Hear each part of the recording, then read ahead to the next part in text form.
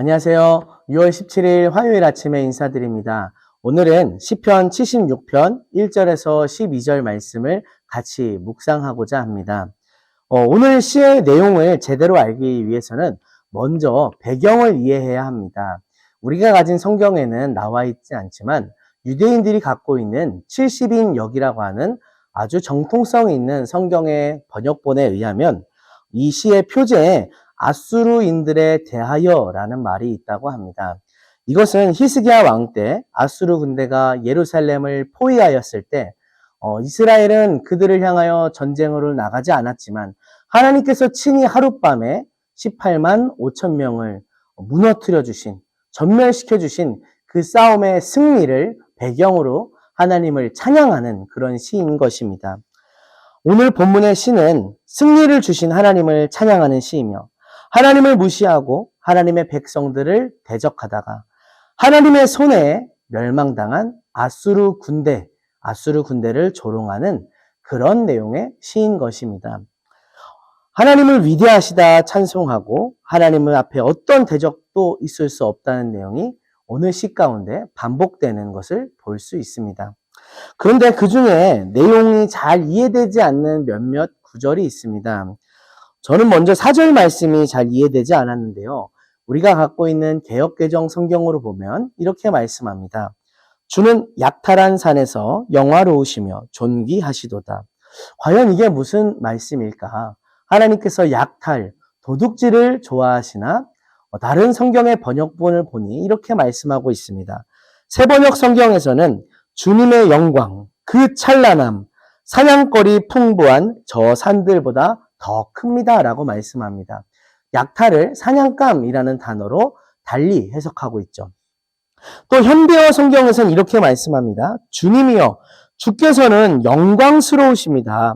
주께서 저 원수들을 쳐 부수시고 그 산에서 되돌아오시는 모습 너무나 장엄하십니다. 결과적으로 봤을 때 약탈의 산이라는 것은 결국에 하나님을 조롱하고 하나님을 무시하고 하나님의 백성들을 포위했던, 그렇지만 하나님의 손에 무너진 아수르 군대를 조롱하고 또한 그러한 세상의 모습들을 대적하고 하나님께서 위대한 승리를 이루셨음을 나타내는 표현이라는 것을 알 수 있었습니다. 또 10절 말씀도 잘 이해가 되지 않았습니다. 개역개정에서는 이렇게 말씀합니다. 진실로 사람의 노여움은 주를 찬송하게 될 것이요 그 남은 노여움은 주께서 금하시리이다.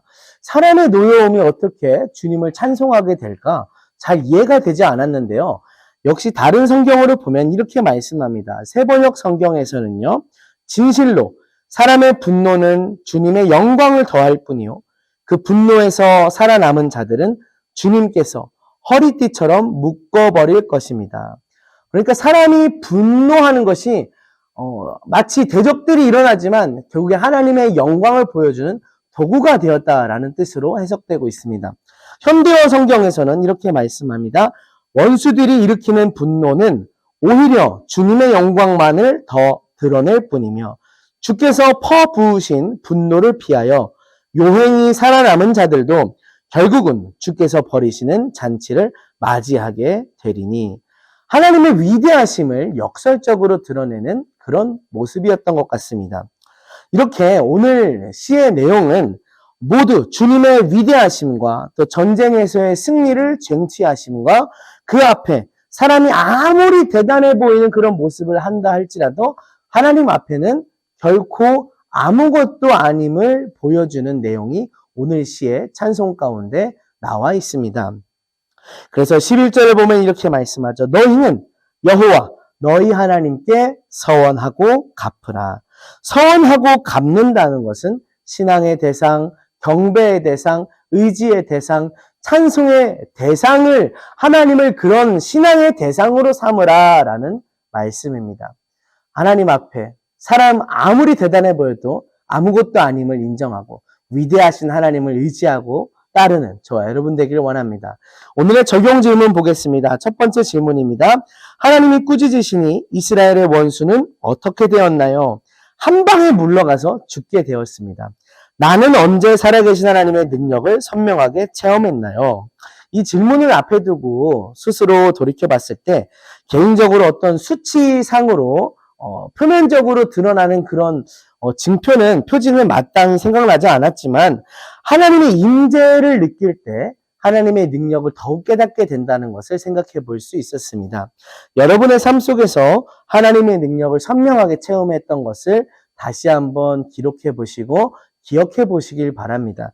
두 번째 질문입니다. 하나님이 무엇 때문에 심판자로 일어나시나요?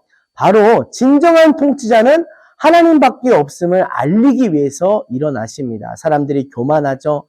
이 세상 통치자들이, 권력자들이 교만합니다. 스스로의 힘을 과시합니다. 그렇지만 하나님께서는 말씀하십니다. 나 외에는 진정한 통치자가 없다. 그것을 보여주시기 위해서 하나님이 일어나십니다. 나는 언제 심판자 하나님을 선명하게 체험했나요? 심판자 하나님을 제가 경험했다기보다는 두려우신 하나님임을 깨닫게 되는 적이 많이 있다는 것을 스스로 생각해 볼 수 있었습니다. 제가 그릇 갈 때 나를 두드리시고 바른 길로 갈 수 있도록 인도해 주시는, 코칭해 주신 그런 하나님을 경험하고 만나게 될 때, 참 하나님은 두려우신 분이다. 내가 그 앞에 두려워 떨며 섬길 뿐이다라는 것을 생각해 보게 됩니다.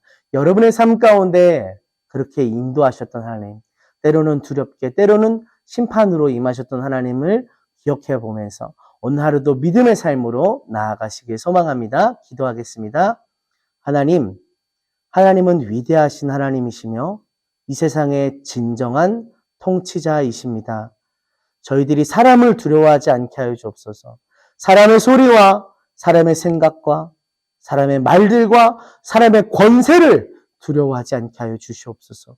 오직 진정한 통치자이신 하나님을 두려워하고 하나님 앞에 살아갈 수 있도록 인도해 주시옵소서. 예수님의 이름으로 기도합니다. 아멘. 오늘도 믿음으로 승리하십시오.